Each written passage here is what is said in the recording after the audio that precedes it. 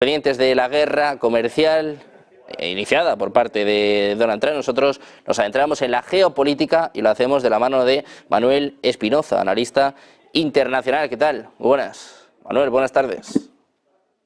Buenas tardes, buenas tardes.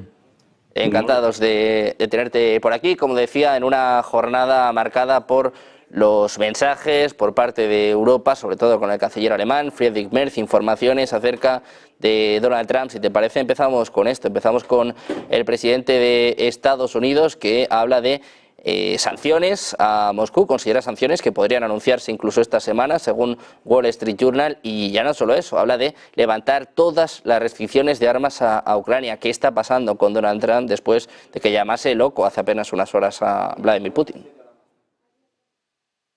Bueno, estamos viendo la entrada de una nueva etapa en la estrategia de nuevo enfoque, tanto estratégico y táctico, que la nueva administración Trump elaboró en función de tanto lidiar con potencias como China y Rusia y con Rusia en el plano táctico de la operación especial militar rusa en Ucrania. Entonces, este nuevo enfoque traía un objetivo de crear una fisura, ¿verdad?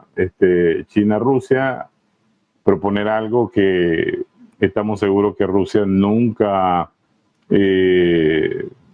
creyó, porque como el país que prácticamente financió y armó esa guerra contra Rusia, va a estar ahora interesada en terminar. Lógico, una primera etapa hay para presentar una propuesta con formulaciones inverosímiles, como al día siguiente que yo llego a la Casa Blanca, la guerra se termina. Luego presentó una propuesta, bueno, quédate con las 4 o 5 regiones que ya tenés, incluyendo a Crimea, y el resto nosotros lo vamos a administrar porque Ucrania nos debe 500.000 millones, fue la suma que le dijo primeramente a Zelensky.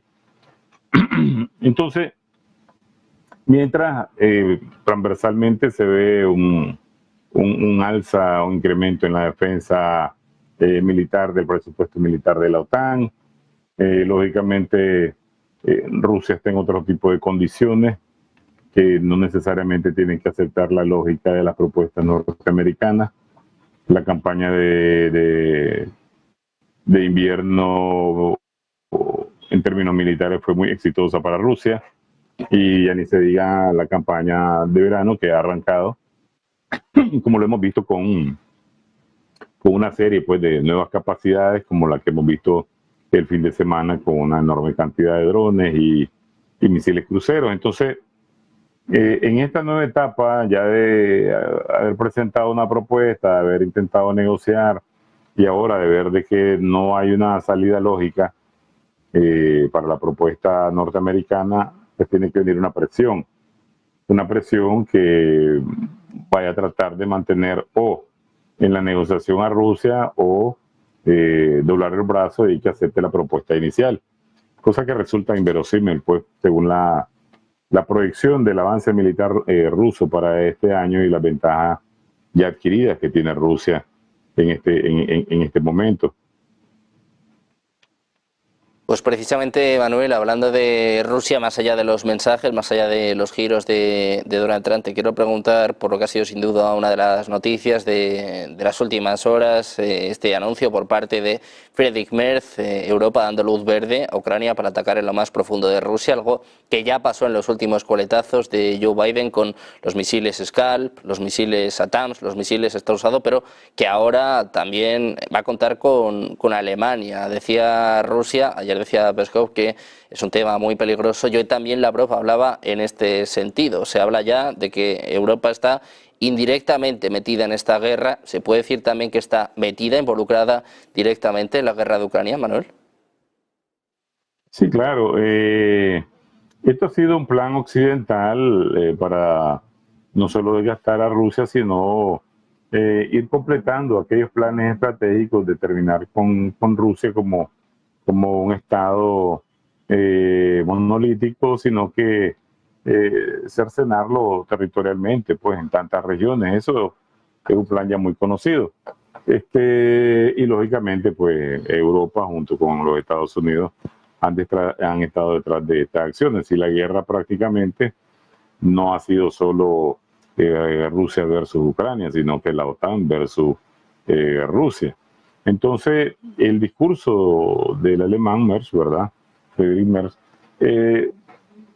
viene a establecer una lógica que también se ha visto mucho en cuanto a contraponer la propuesta de solución de Trump o las intenciones de Rusia de acabar esta guerra, porque tanto a Zelensky y su camarilla les conviene seguir este desastre humanitario que han acarreado su propio país, como a Europa seguir en términos económicos de la industria militar hacia una proyección de una guerra mayor. A los complejos militares industriales esto le viene como anillo al dedo, y tampoco hay que perder la perspectiva de que el mundo se prepara desde hace décadas a fechas como 2030 a una guerra de mayor escala. Entonces, lógicamente, proviniendo de un alemán y viendo que hace días se conmemoró el 80 aniversario de la victoria de la Unión Soviética sobre la Alemania hitleriana, me parece que no corresponde ni a el espíritu y la lógica que tiene que llevar la historia de las relaciones internacionales, o a tratar de alcanzar algún tipo de acuerdo ahora, por lo menos hasta el cese al fuego. Ya a ellos les conviene mayor gasto y participación militar en esta guerra en Ucrania, y me parece que también se ponen en un mayor peligro, porque si algo que ha alcanzado Rusia, Rusia no es la Unión Soviética de junio de 1941, ni Putin es el Stalin de junio de 1941, que prácticamente se dejó sorprender por la Alemania con un golpe masivo, ya ese 22 de junio del 41. Rusia más bien ha salido adelante. Son cosas análogas que hay que tomar en consideración, que Merz parece que no ha repasado las páginas de la historia de su propio país, y tiene que ver que las capacidades militares, tanto tácticas como estratégicas, de Rusia son colosales, y ya ni se diga las capacidades combativas convencionales adquiridas en estos 3 años de operación militar. Entonces, no apunta ni a una solución pacífica, no apunta más a una mayor escalada, y que pone no solo a sus economías en riesgo, sino que también la estabilidad de toda la seguridad europea. Pues pendientes de la seguridad europea, vamos con una última hora. Les contábamos, de hecho analizábamos con Manuel estas informaciones del Wall Street Journal, que hablaban de que Trump considera más sanciones contra Moscú. Ahora está incidiendo en este sentido la CNN. Por cierto, tenemos subidas en el petróleo a tenor de esta noticia en torno al 5%, 0,5%. Está subiendo ahora mismo el petróleo con la información de la CNN. Dice que Trump podría imponer nuevas sanciones a Rusia en los próximos días. Según fuentes citadas por CNN, Trump podría avanzar con nuevas sanciones contra Rusia en los próximos días, mientras expresa su frustración con Putin por el ataque aéreo a Ucrania durante el fin de semana, a la espera de conocer más detalles sobre esta última hora, a la espera de si hay algún mensaje o no por parte del presidente de Estados Unidos. Otra de las noticias del día de hoy, Manuel, y te quiero preguntar por ello, son nuevos ejercicios militares en el mar Báltico. Rusia ha iniciado nuevos ejercicios en un momento, bueno, pues de mucha tensión, ¿no?, con estas noticias de Alemania, de Reino Unido, de Francia, con Europa cada vez más involucrada en este conflicto. ¿Qué suponen estos ejercicios navales? También hay mucho choque, hay mucha tensión con los bálticos, ¿no?, con Finlandia, con Noruega. ¿Es un mensaje, un toque de atención por parte del ejército ruso?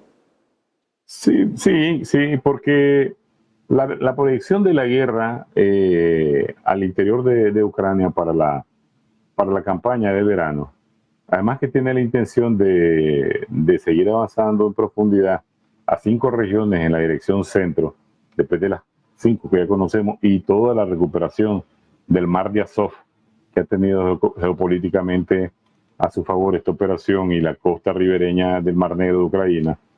Entonces, al caer estas 5 regiones, puedes ver cómo una media luna se abre para que aquellas regiones de Ucrania que están colindantes con Bielorrusia puedan caer también en un efecto dominó.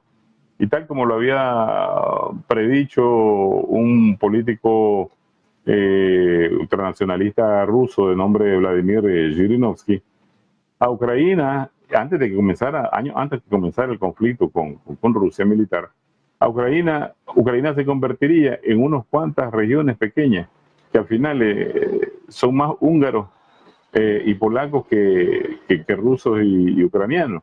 Entonces, ¿cuál es el otro escenario de la guerra? Porque estamos claros que tanto la OTAN, estamos claros que Trump, los Estados Unidos, conocen de que Ucrania está derrotada prácticamente, si no es por el brazo de asistencia, de financiamiento y ayuda militar de la OTAN. Ucrania ese conflicto terminaría rápido. Además de que la situación política de inestabilidad al interno de Ucrania y el régimen de Zelensky es caótico. Entonces, el próximo escenario de guerra, sin duda alguna, se gira hacia la región báltica, ¿ya? Por eso estamos viendo un incremento tanto en las noticias como en el análisis, en movimientos militares en el lado de Noruega, en el lado de Finlandia. Y estos ejercicios tienen una lógica militar de primero preparación a una eventualidad. Ahí tenemos un punto, un forpost que está en Kaliningrado y que de alguna u otra manera pues hay que prepararse para defenderlo, porque sería es el primer puesto de combate de Rusia en Europa occidental y sería el primer blanco a atacar. Sin embargo, la lógica no es sostener un punto, sino que es sostener todo un nuevo frente de guerra, prepararse para él en las dimensiones necesarias que la inteligencia militar rusa ya ha conocido de que cuáles van a ser las capacidades, las proyecciones, las direcciones principales, estratégicas y tácticas de la OTAN en la dirección del Báltico. Sobre todo porque acordemos que del puerto del mar Báltico, la primera entrada es San Petersburgo, y está muy cerca, y es la segunda ciudad más importante de Rusia. Entonces, se están preparando ya el escenario en esa zona en función de no solo prepararse, alistarse, sino de disuadir a la OTAN en los planes que ya tienen alrededor de toda esa región. Bueno, pues pendientes de Rusia, pendientes de estos ejercicios navales, la mirada está puesta también en Europa, más allá de las sanciones. Ya se prepara el 18º paquete, se habla de limitar el precio mínimo, el precio del petróleo ruso, y sobre todo, bueno, se habla de más sanciones contra Moscú. Te quiero preguntar por esto, el papel que está jugando Europa en este conflicto y qué intereses hay en prolongar esta guerra. Decías antes que se prepara una gran guerra para 2029, 2030, la Bundeswehr ya se prepara en este sentido. Con la llegada de Merz se habla de un rearme masivo, no solo en Alemania, sino en toda Europa. ¿En qué posición está Europa y por qué este interés militar ahora? Bueno, la verdad es que están utilizando de nuevo la amenaza rusa como punto núcleo para degenerar prácticamente los presupuestos económicos europeos y encauzarla siempre en la retórica de la guerra. Igual lo hace Trump, no ha cambiado nada, solamente cambió el enfoque de las administraciones, ¿verdad? Pero los gastos de comprada de armas, de producción de armas, el beneficio de los complejos militares e industriales han continuado con uno u otro enfoque nuevo. Entonces, las élites europeas, que también son muy influidas por el complejo militar industrial, tanto norteamericano como los locales o los británicos, están enfocados en un rearme como una forma de disuasión, pero aventurándonos de una manera prospectiva, ir mucho más allá. Europa misma sabe que con las capacidades que tiene ya Rusia, no solo como Rusia, no solo en su capacidad, te decía, tácticos nucleares y convencionales, sino en materia de alianza internacional que se ha logrado tejer a lo largo de estos 3 años de la operación militar especial. Es difícil ya ganarle una guerra a Rusia. Perdieron el momentum. Ese momento pudiera haber sido a inicio tal vez de la administración Putin, pero en la coyuntura actual, con la alianza con China o Corea del Norte, por decirte algo, y las capacidades que tienen estos 3 actores internacionales de refocalizar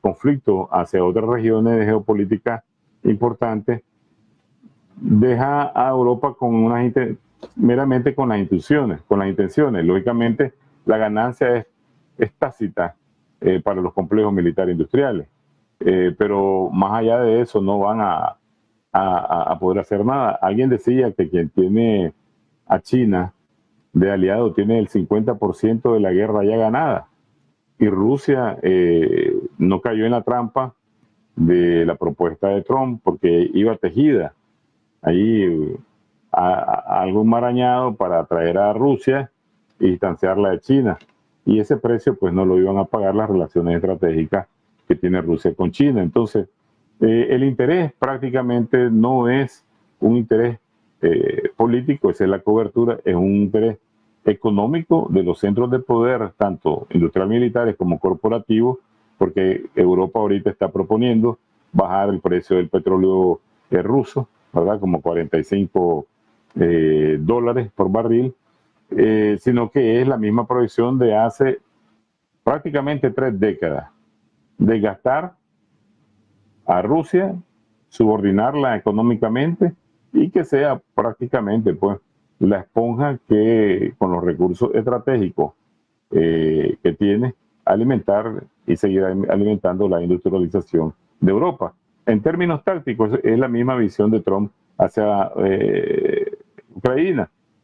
Te quedas con estas 5 regiones ya tomadas, el resto es mío, yo administro esto, le voy a permitir a las empresas europeas administrar esto, pero en ese territorio ucraniano, que está tanto el grupo de Trump como la industria corporativa norteamericana intentando quedarse en Ucrania, hay, vos sabés, tierras raras, hay litio, hay recursos estratégicos, gas, minerales raros, etcétera, etcétera. Entonces, todo está, la guerra, decía Marx, está en función de la economía. Detrás de toda guerra está la economía. Desde luego, la economía y la geopolítica siempre ligadas. Te quiero preguntar también, para terminar, Manuel, por la situación en Oriente Medio, el plantón contra Israel con los países europeos, que ahora sí que parece que empiezan a cambiar el discurso. ¿Se puede decir que Netanyahu está en su momento más complicado? Claro, porque esa soberbia internacional que le ha caracterizado desde que comenzó a practicar el genocidio en Gaza, cree que puede seguir, continuar de manera impune. Vimos el ataque a los diplomáticos europeos, pero sin embargo hay una respuesta muy pasiva de Europa, que es lo más criticable. Estamos claros de las intenciones de Netanyahu, su camarilla sionista, pero siempre estamos viendo y escuchando voces en el Parlamento Europeo de distanciamiento, de sanciones hacia Israel, y prácticamente no pasa nada más de que algunos pronunciamientos discursivos. Pero algo muy interesante, creo que se debe de alguna manera correlacionar, es las intenciones de Israel de llevar a una mayor guerra, a un mayor caldeo de la región, para llevar a una guerra total contra Irán, que encaja prácticamente en los planes ya establecidos, ya entregados a la administración Trump para esta administración, que es la liquidación de Irán como una potencia regional que puede hacer frente a Israel o a los intereses norteamericanos en la región. Entonces todo apunta a que ellos necesitan también un caldeo mayor, los israelíes, para involucrar más a los Estados Unidos, y los Estados Unidos también están urgidos de salir un tanto de Europa, quedarse con un botín, la mayor parte del pastel de Ucrania, y pasar al plano de la guerra contra Irán. Que esté en los planes, está asegurado eso en los planes militares para la administración Trump en este segundo periodo. Atentos a Oriente Medio, atentos a lo que pase con el futuro político de Netanyahu, la tensión sobre todo en Gaza. Muchísimas gracias por estar con nosotros, Manuel, un placer. Muchísimas gracias. Muchas gracias a ustedes.